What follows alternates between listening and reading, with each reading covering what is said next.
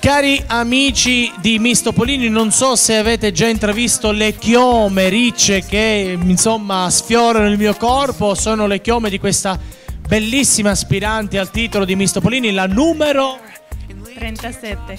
Ha pensato un po', la numero 37, nome e cognome? Giocasta Veras Espinal. Vabbè, vi faccio un disegno così capite meglio. Allora, di dove sei?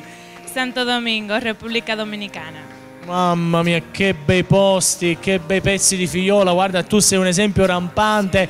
Dove vivi? Cosa fai nel Friuli Venezia Giulia? Abito a Gorizia e per ora studio italiano. Beh, devo dire che sei, da quanto tempo sei in Italia? Circa 9 mesi.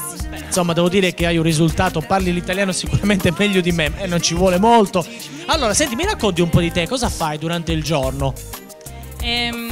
Mi alzo abbastanza presto, 7:30, 8, faccio colazione, faccio quello che c'è da fare in casa e dopo pattino un po', faccio una piccola corsa, monto bici, insomma non è una giornata molto interessante. No, perché insomma ti mantieni, ti mantieni in forma.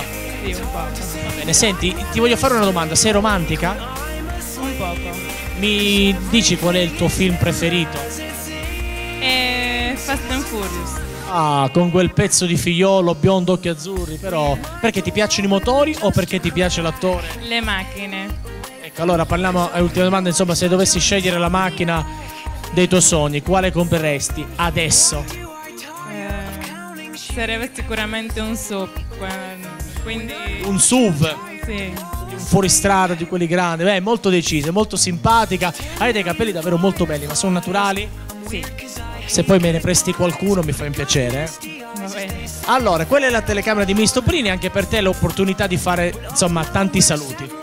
Tanti saluti alla mamma, un bacio grande anche al mio fidanzato e mio fratello. Mua. In bocca al lupo. Grazie, credo. I'd like to make myself